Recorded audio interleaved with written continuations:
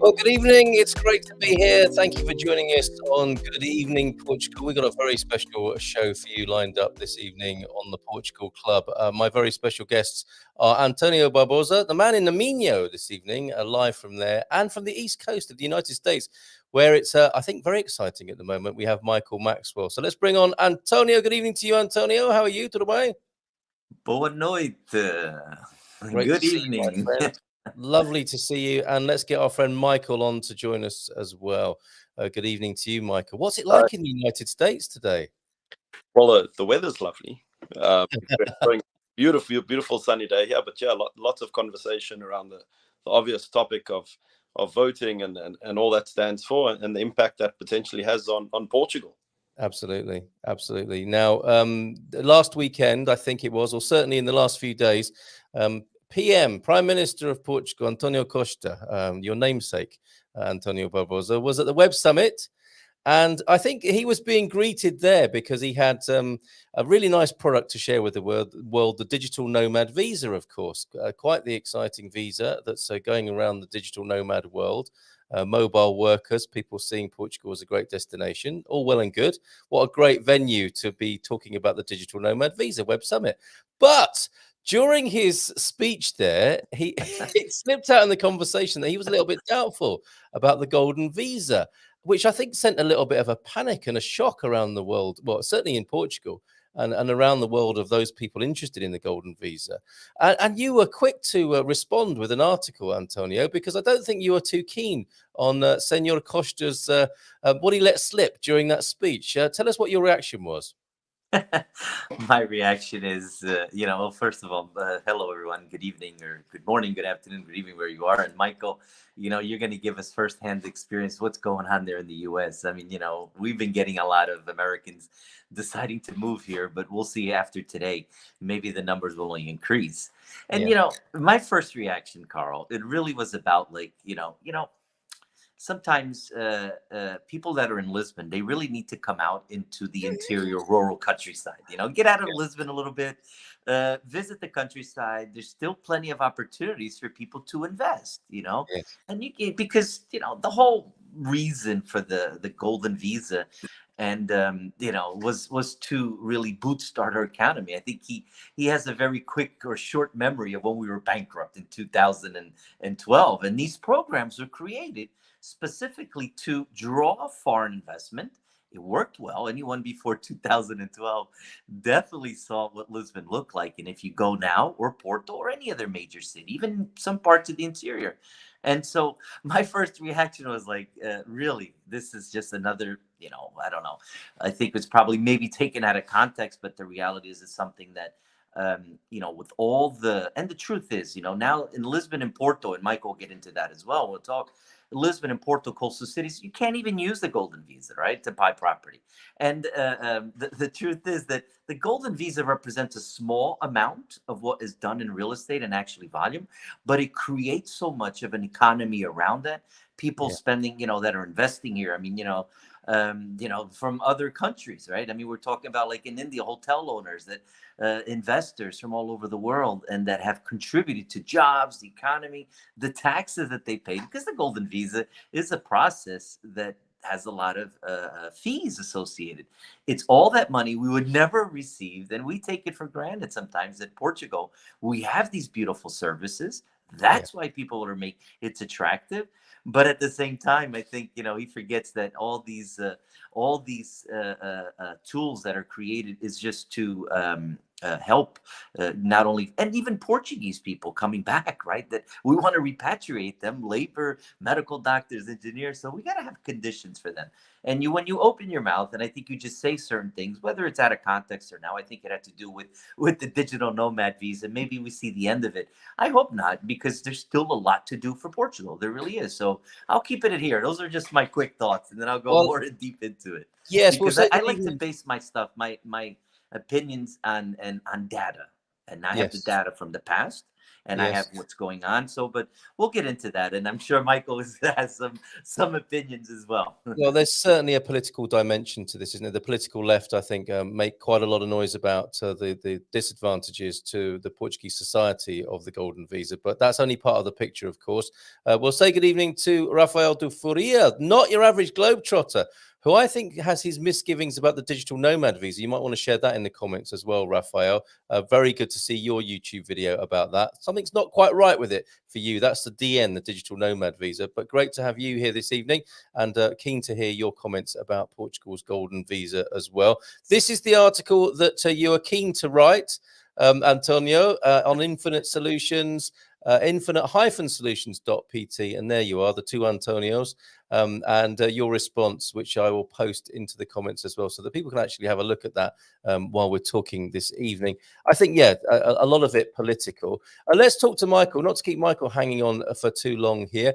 Michael, you, of course, are involved intimately in the golden visa world. Could you tell us what your role or your position is with the golden visa, if you will? And thank you for being here, by the way. My pleasure. I've been involved in the program literally from day one. Oh, okay. An international firm of lawyers and accountants. The first Turkish golden visa investors were actually all clients of mine right at the very beginning. Wow. They're now proudly holding their passports. Within that space, I then came up and developed the concept of using a fund for golden visa investment, and was involved in the team that pioneered that, launched the fund manager in Lisbon before breaking away and joining Equity Capital, who I'm currently with. Okay, so Equity Capital is a platform of professionally regulated and managed golden visa eligible funds. Equity Capital are investors in each and every fund, and we're the advisors to the fund. Last year, you could qualify through a fund at 350,000 euros. This year is 500,000 euros.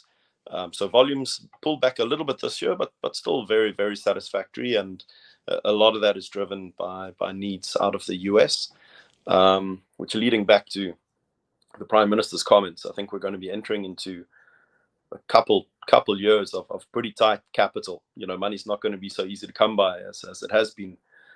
So why switch off the tap to a product that is absolutely working, and where Portugal is the benchmark? You know, globally, when it comes to golden visa type products, Portugal sets the standard. You know, and we can't ignore the impact it's had on construction, real estate. I mean, the amounts of people that are employed through this, the tourism boom that resulted from it. But like Antonio touched on, the real fact in terms of volume in the real estate games, I think last year 1.5% of properties sold across the country went to golden visa buyers, which is a very acceptable amount. It's a contributor, but it's by no means a fundamental. Yeah, amazing. And you mentioned there your first Turkish clients.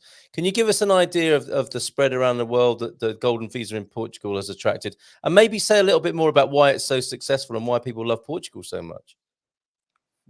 So I'll focus this discussion very much on why Americans are being drawn to Portugal at the moment. And I think of what's attracting them resonates strongly with general populations around the world. So if I look at the 400 odd investors that Equity has been involved with, close to 30% are probably American, followed by South Africans for ourselves in second place.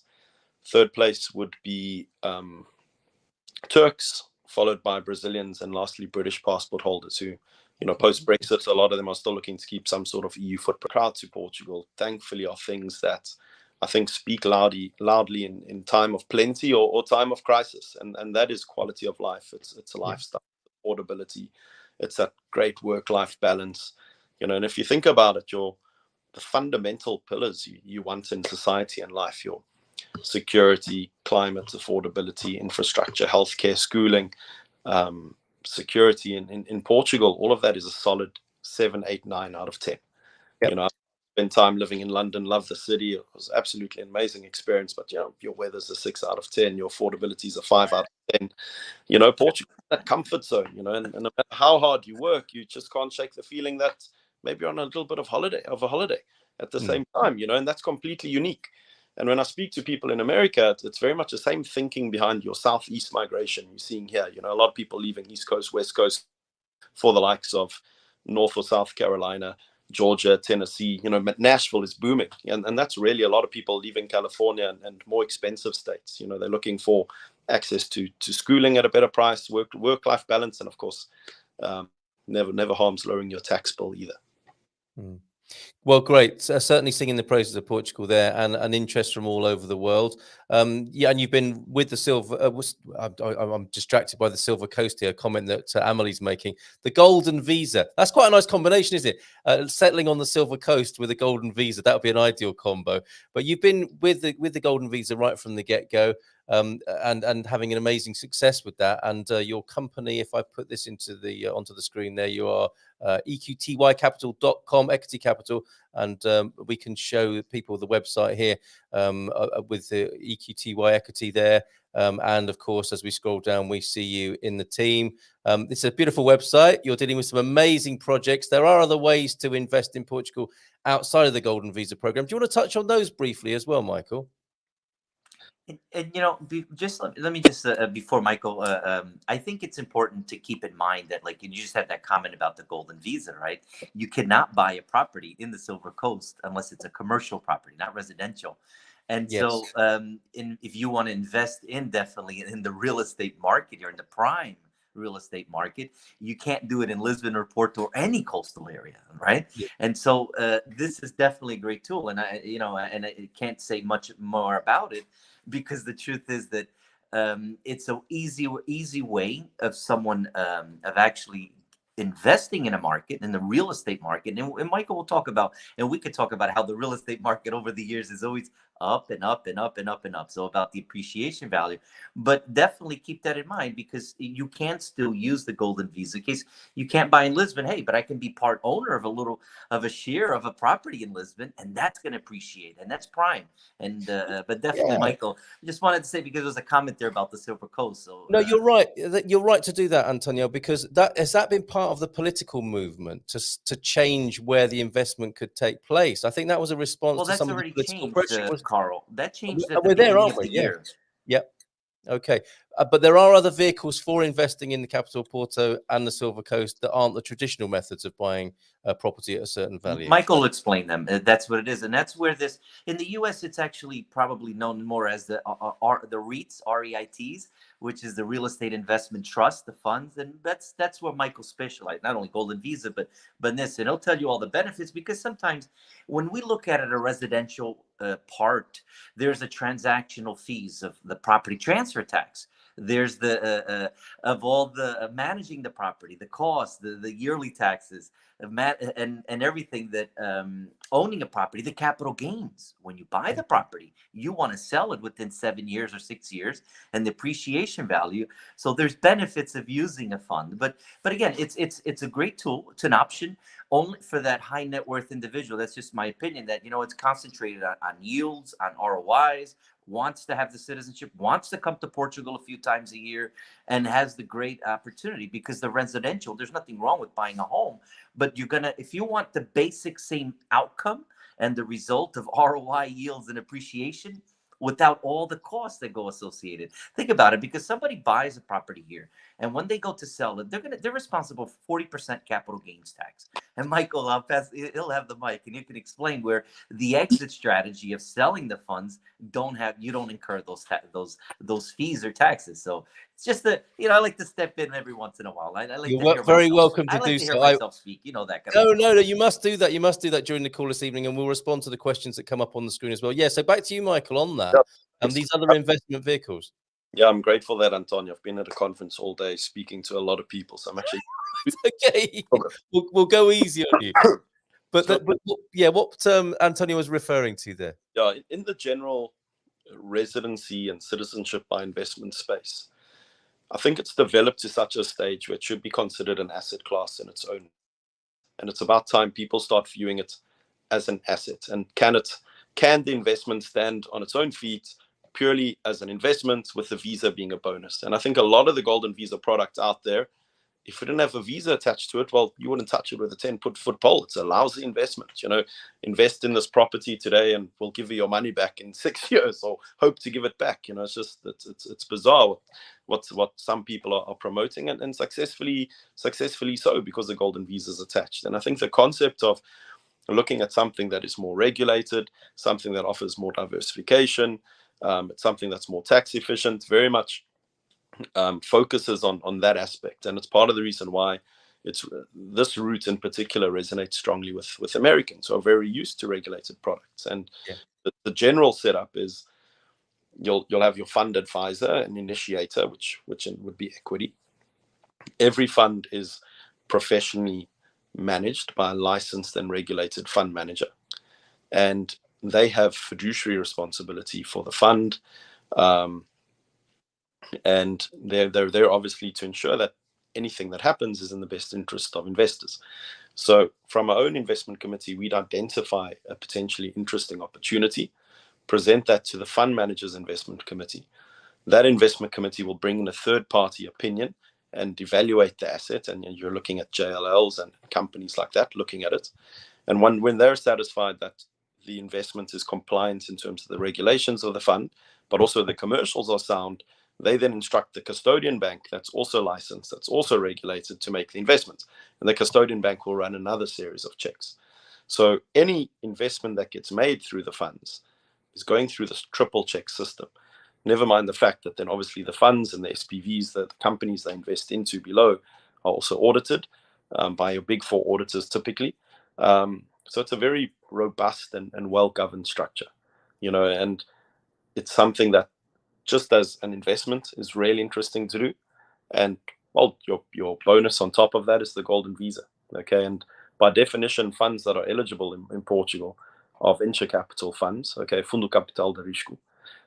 So you're legally not allowed to guarantee any sort of return, but there are solid teams involved with solid fundamentals behind what they're looking to achieve that, target IRRs of 7 to 9% net of all fees and expenses should be what investors can anticipate.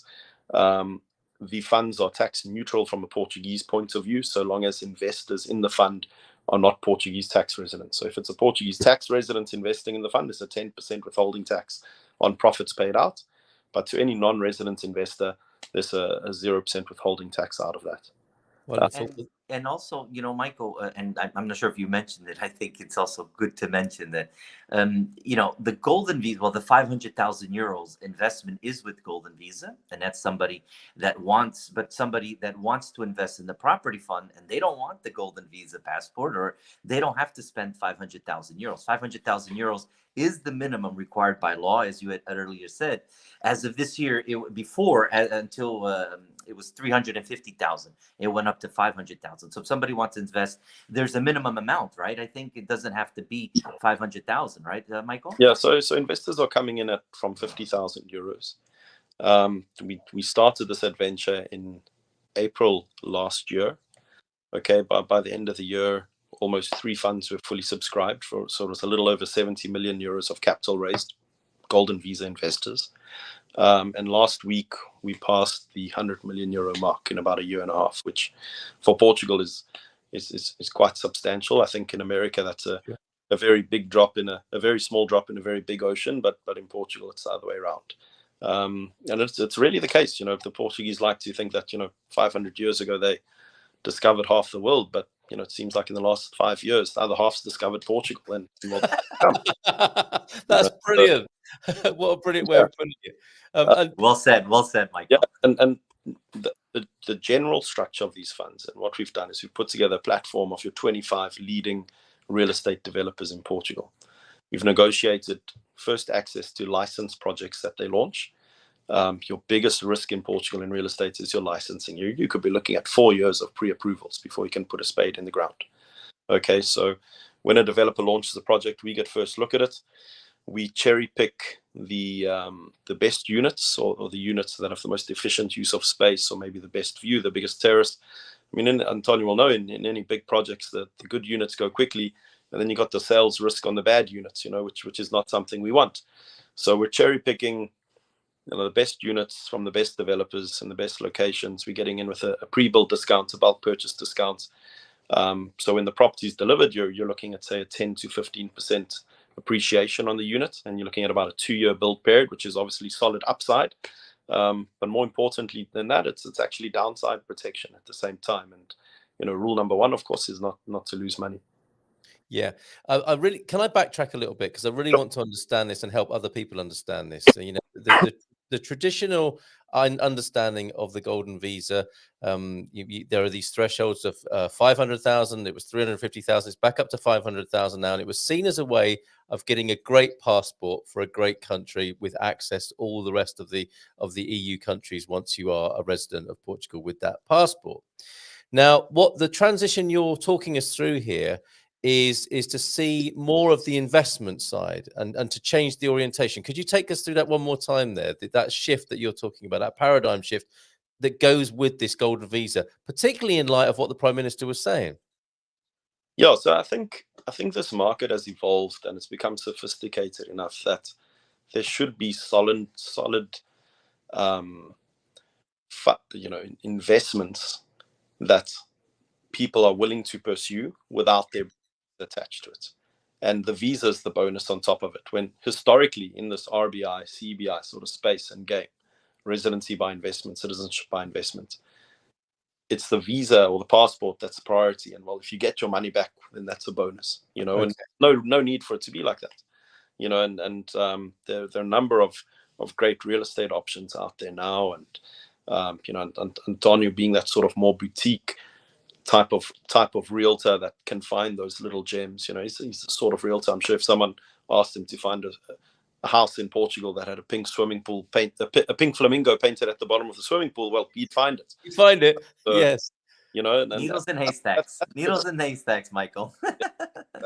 So this orientation then is to be moving away from the fixation on the passport and to be more focused on the wonderful investment opportunities that are available in Portugal.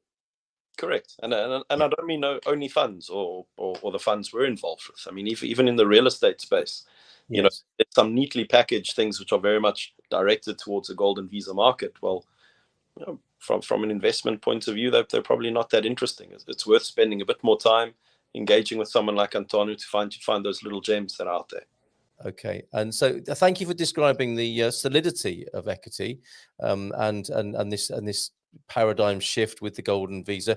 Are you able to tell us something, a little bit of detail, a bit of a deep dive into some of the projects? Because you have told me about them before, and I'd love to share, if possible, some of the detail of these beautiful projects that you're involved with. Well, yeah, so I suppose it's may I just add that there's some of the Yes. most. They are some of the most. I mean, I visit, and you have to see, you have to follow, really the properties that they cherry picked. I mean, these are like anybody would want them when they go on the market. Anybody would want. I mean, there would be overnight buyers for them. They're really cherry picked. So, and they're not just. I think what's important too, what I like about Michael's and the strategy is that they don't fix on one particular company or building or etc. with builders. Okay, it's several. Okay, so what happens is that you have a diverse assortment, right? You have this builder here, and there's some of the top quality builders. I mean, the names that probably won't mean anything, but Michael will say, but they are some of the best builders here in Portugal. That any listing agent would be thrilled to even just have a single listing to put on the market, without a doubt. So, but they are there, and that's I think it's important to touch up on that, Michael, where it's just not singular for one single developer, or you're buying the whole units. No, you're cherry picking. And that's what's the key of the prime properties, the prime real estate market. Yeah, and that's where it starts, is looking at the developer, their track record, the strength of their balance sheets. Have they taken leverage on the land, for example? All those sorts of things we do consider. Okay, and these are beautiful. Yeah, and I think the idea is to really stick in your more sort of liquid markets within Portugal. So prime locations, Lisbon down to Cascais, Porto, Foz do Douro, prime Algarve, Comporta, Malige, a bit of what's happening there. You don't want everything just in Lisbon. Developers with track record, as I said, really get those units that are efficient in terms of use of space. Yes. So your general rule in Portugal is sort of take a blanket approach to square meterage and how many square meters the property has. That's what the price is. And there are 2 bedrooms that are super efficient and neat at 90 square meters. and 2 bedrooms that are possibly less efficient in terms of space at 120 square meters, with 120 costing a lot more. But when you look at then the arbitrage and the rental yield those properties generate, a 2 bedroom in a prime location in Lisbon, and they'll rent for very much the same price. So you want to really find those units that have laid the layouts well, are well thought through, and the structures there. Locations where you're getting that mix of middle upper income earner local, as well as expat moving to. And we're seeing it. If you had gone Idealista, which is the big real estate blog or website in Portugal now, and look for properties for rent, Lisbon to Cascais, and not prime location within 10 minutes walk of the sea, but going all the way up to the highway and beyond. And Carcavelos to Cascais, and that whole stretch, there's only about 300 properties available for rent. And that's where all the expats want to move to. And half the 300 properties on there, well, you'd have to be paid to live in there because they're that lousy, So if you choose the right ones, I mean, we're seeing 7% yields on some of the properties, and obviously our aim or ambition with this is that even in 7 years' time, when investors are proudly holding their Portuguese passports, that instead of disinvesting, their experience with us has been so positive that they reinvest. And the only way that's going to happen is if we exceed the expectations. So we're all about sort of under presenting and then over delivering. And being transparent, and I think that's also important. So every investor gets access to an investor portal where there's full information in terms of what's happening, which acquisitions have been made, into which projects, construction is tracked, Google Maps location, images of it, and it's really what it's all about. Solidity, love that. The transparency and the solidity and the attractiveness of the projects here, as I was sharing the website. We have some people joining us. Jacqueline Branco, good evening to you. Scott is with us as well, who I believe is keen to invest in Portugal and may well be doing so. John and Pam, this is a question for you, Michael, from John. You might want to chip in with this as well, Antonio. Michael, if I come to Portugal on a regular residency permit, for example, something like a D7, I'm guessing, am I still able to invest in your funds? As a resident, I will be subject to 10% tax, right? Correct. You're absolutely available to. They're not exclusive to Golden Visa investors. Okay, but I guess incurring that 10% though by becoming a resident is probably the issue here.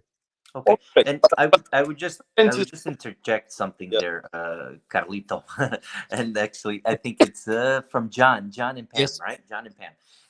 There's a distinction to be made. What is a visa process and what is residency status? Okay, and it's called Golden Visa, but it's It's actually called ARI, the acronyms, Authorization for Residency Through Investment. Okay, and where the government gives you authorization to live in Portugal, okay, for whatever time, but you have to spend 7 days the first week, 14 days after. Okay. Yeah. There is a distinction because a visa process like the D7 visa is to get in here in Portugal, but after you're in Portugal, you're given residency status. Okay. So a visa is to get here, like you have the Schengen visa to travel, you have the D7 visa to have a residency status. What the Golden Visa does, and that's another benefit in my eye for the investor client, that I still have my family, they're in school, I have my job, I'm not retired yet, but I want to invest in the real estate market, but I can't stay there 183 days out of the year. But I could come here on a nice holiday and for 7 days the first week, 14 days every subsequent year. And that's also attractive for that person that really can't commit. But what they have, that residency status through investment, where they can travel freely in Portugal in 5 years' time after citizenship. Hey, and even then, with the residency status, they could travel with all through the European Union space, the Schengen space. Yeah. Their children want to go to school maybe in England or someone from the US or from South Africa, wherever they come. They want their children to maybe go to a European school, right?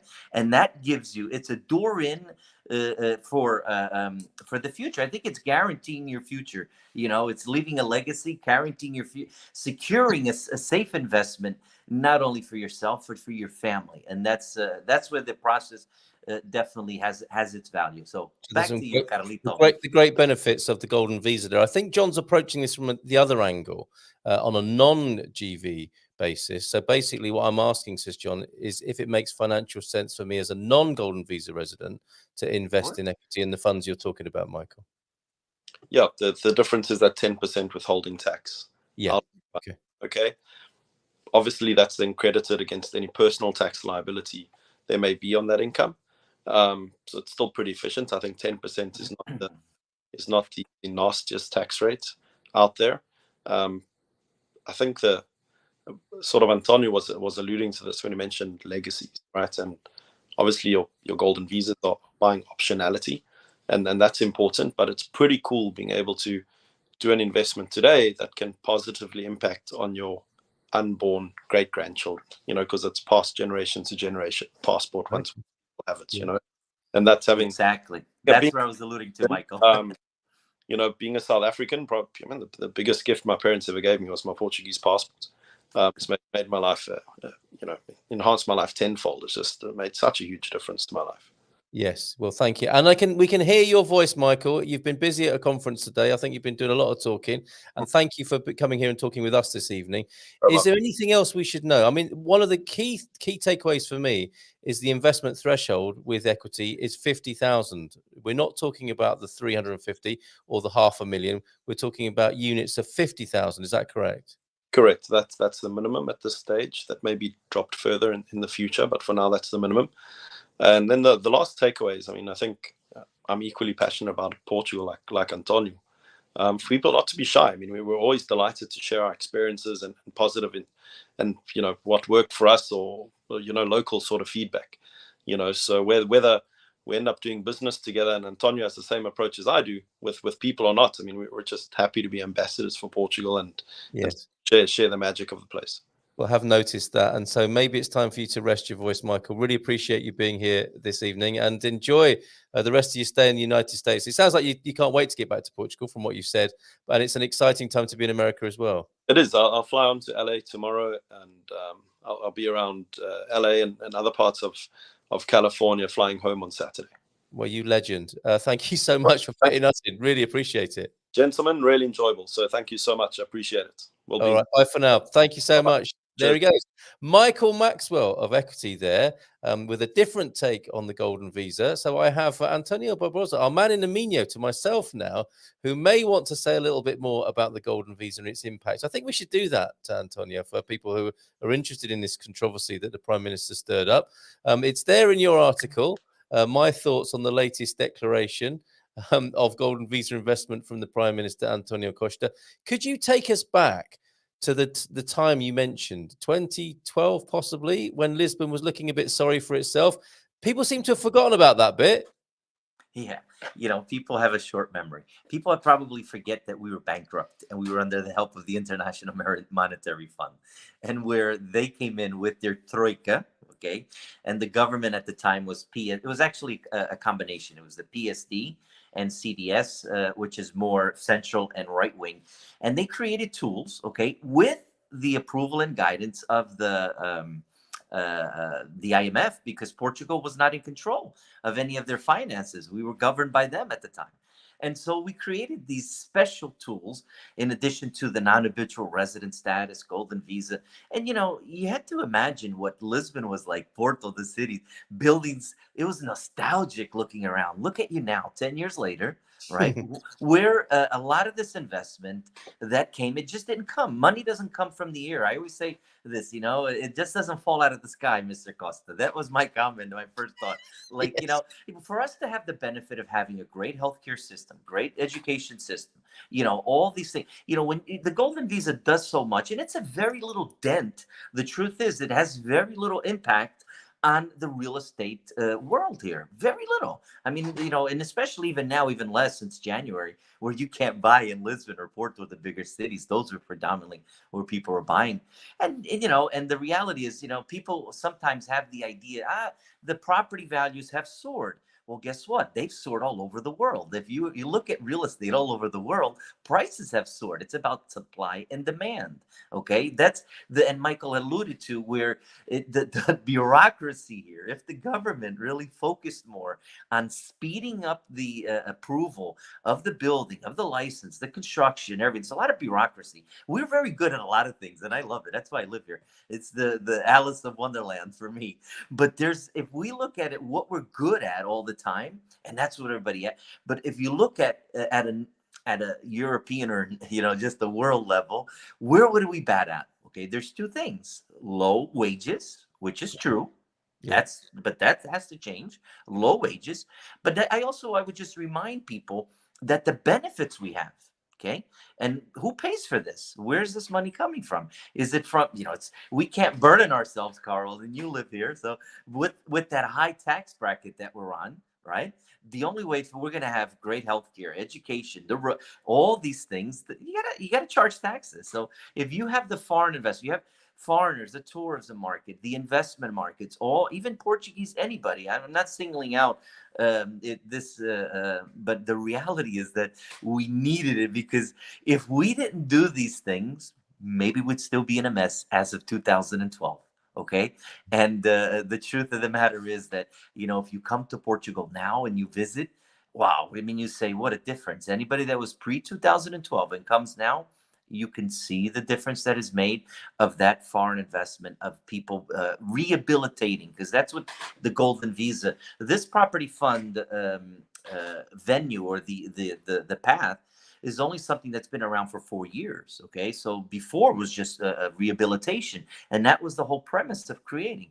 Let's get people here. Let's get the buildings renovated. Let's get Portugal looking beautiful again. We need, and at that time, and it was needed. It was needed that, and I think those were great tools that definitely be around. I think there has to be some changes already were made, which is, I agree with it. Maybe there's a little place that you can call in between, and okay, no more Lisbon or Porto, okay, because those are markets. We need to focus on the interior sides of Portugal. Okay, if you ever go to Viseu or Guarda or Castelo Branco, or you go even here in the Minho, or you go to São Martinho do Porto, even, or not, maybe not there, but in Coimbra, in the interior parts, isn't there a lot to do there? Well, that was your criticism, right? Is for the Lisbon-based politicians to maybe have a look a bit further afield. Well, that's what I said. You need to come out of Lisbon every once in a while and visit these areas, because there's a lot to do.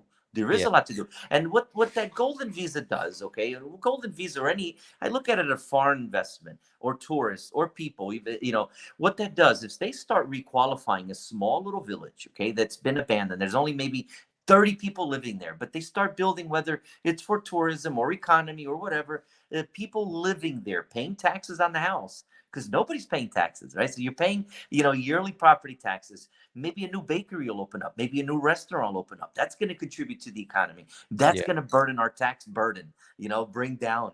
And that's how, but you need that. You need the interior parts, because there's so much.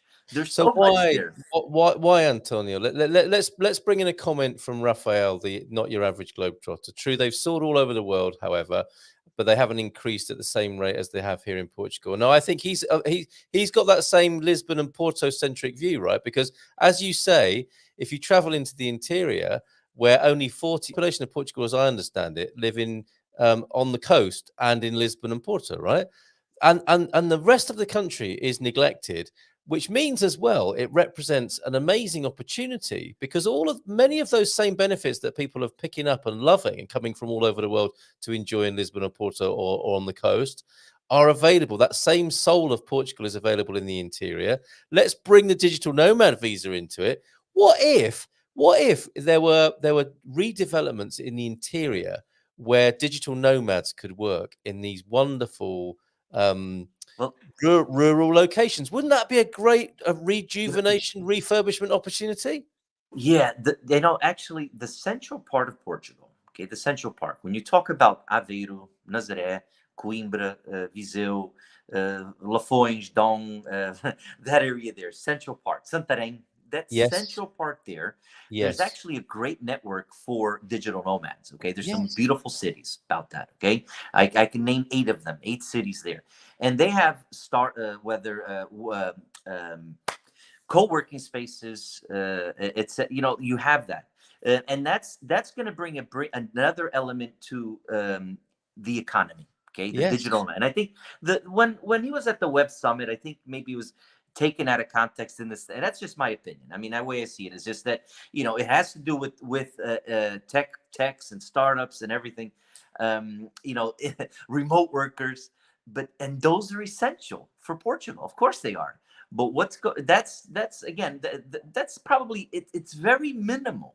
Okay, it's not that it doesn't do a dent in the way it does. You have to have it, but if with in conjunction, making small modifications with foreign investors, whether golden visa or not, because I'll be honest with you, a lot of our clients go through the D7 visa, so it's not even an issue. But we do have the high net worth individual, the investor mindset, I can buy a house, okay, and have the expenses and this and capital gains and everything, and I can invest in the same way and I have more returns, more yields, more appreciation, more money, and it's an investor mindset. So you don't kill the investor. I mean, the investor, we're all, I think sometimes, like, the truth is that more people need to know more about tools or investing. You need to go back to learn about economy and really what you could do, because that's the truth. And don't knock the people that do it. I think you need to focus on what they're doing good, and what they're doing good, they're bringing back the communities. Okay, then you have housing for the digital nomads. They're going to need housing. Are they going to live in a ruin? I don't think so. Or maybe in a caravan? I don't know. You know what I mean? Yeah. But they definitely need an address. So creating housing for them, creating housing to rent, because there's a lack of inventory for people to rent Yeah. homes. You need people will not be leaving the city so much, okay, or the interior part to go to the city. Maybe then the house prices can come down, because everybody wants to leave the interior to go to the city, and it's Yeah. expensive when you have not only you have half of the world want to move here. It's like, I love what Michael said. Michael said, for 500 euros, 500 years ago, Portugal was discovering the world, and now the world is discovering Portugal, and I think that's where it's at. And it's about supply and demand. You don't have enough supply to meet all the demand. That's what drives prices. Yes. Nothing else. I Not might not, have not so much. upset. Thank you for that, for the time being there, Antonio, because I might have upset Raphael here. Lisbon and Porto centric. You're forgetting I'm in Braga, Carl. Also, the problem is that they haven't given geographic restrictions to the digital nomad visa. If they did, I'd be all for that. So we might be onto something there, mightn't we? Encouraging the digital nomads to go into the interior and to invest in Central. While the geographic restriction idea is great for a digital nomad visa, it's just not something that we find they're actually doing. And I think There this is no might be part of. restriction, Carl. There is no restriction for No, the there isn't, digital is there? nomad visa. There is no restriction Which anywhere. means, but doesn't that mean that they will inevitably then go to the hotspots and drive prices up even more, rather than being encouraged to go into Central and the interior?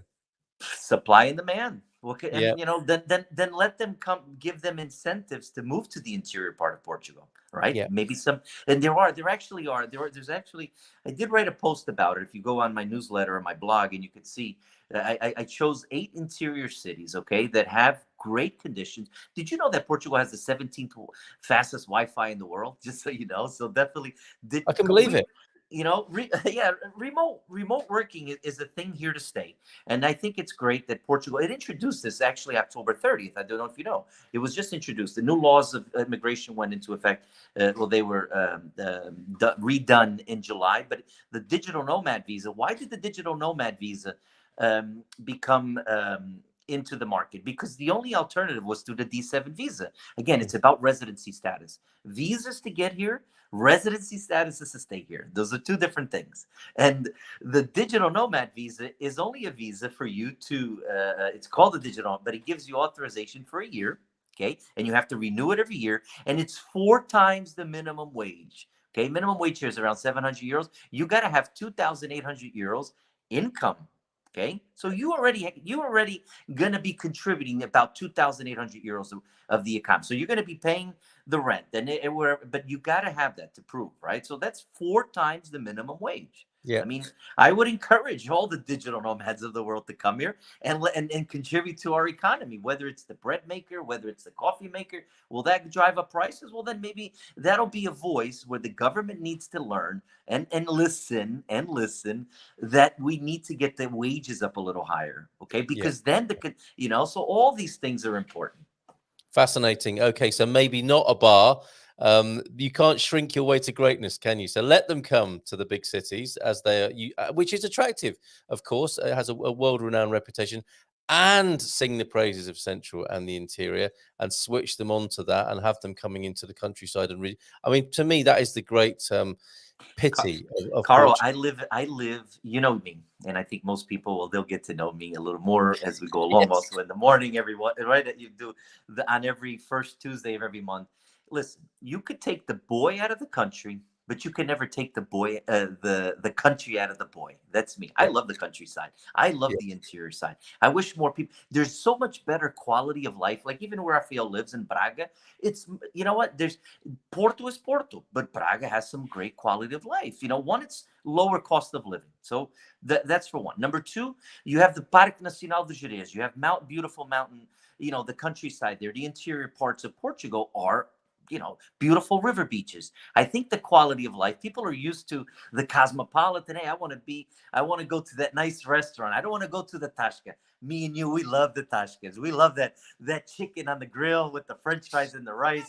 Forget about that. I don't have no problem going to Je ne sais quoi and having my beautiful dinner, or going to Avilés, or going to Sapsoa, that nice gourmet 3-star Michelin restaurant, but throw me a barbecue chicken in the interior part of Portugal, and that nice wine in that little bowl instead of that nice wine. I mean, who doesn't love to do that? But where do you feel as a person? Like, what do you like? And you have it all, and you can have it all. And I think that if you go to the interior parts of Portugal, you'll just benefit from a greater quality of life. So I encourage, and these things for the digital nomad, the remote workers, we're all remote workers. We don't have to go to the office. You could basically and encourage that.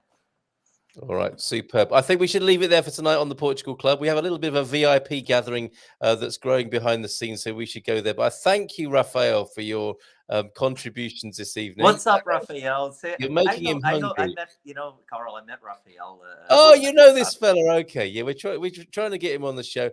You will see António Barbosa here on the first Tuesday on the Good Morning Portugal show, whetting our appetites even more about all of Portugal and his special secrets. Last question then, Antonio. Can you get a swimming pool with a flamingo painted on it, as Michael suggested? Can you get a swimming pool? Do you remember Michael saying if you want a pink flamingo painted in your swimming pool, Antonio is the guy to find that property for you? Is your search and your reach that good around Portugal that you could do that? We find needles in haystacks. We do. Okay. You have to be patient. You have to find. You have to know where to find. You have to have the right partners, the right brokers, the right listing agents, the right connections. Everything. Real estate is about people and connections. So sometimes it takes me to make 20 or 30 calls to get where I need to go, to find that warehouse, for example, that nobody can find, but I need one for this company that's actually, they're foreign company. They're going to be investing here. They're going to be creating about 40 jobs and finding a warehouse for them. We're almost there, but it takes me about 30 or 40 calls. So I will find you a pink flamingo in the pool. Okay, pink flamingos for all. Or we'll paint one. Or you get a pink flamingo, and you get a pink flamingo. If you want to get in touch with Antonio, Infinite Solutions is the place to find him. The website is all the W's. Infinite. You can register for my blog if you want. There you go. And get those straightforward opinions from Antonio via his blog at Infinite Solutions. Thank you so much, Antonio. Great to have you here. Let's get into the Portugal Club VIP party now. Thanks everybody tuning in. We'll see you soon, and you'll see Antonio on the first Tuesday of every month on the Good Morning Portugal show. For now, thank you very much indeed. Bye for now. Bye, guys.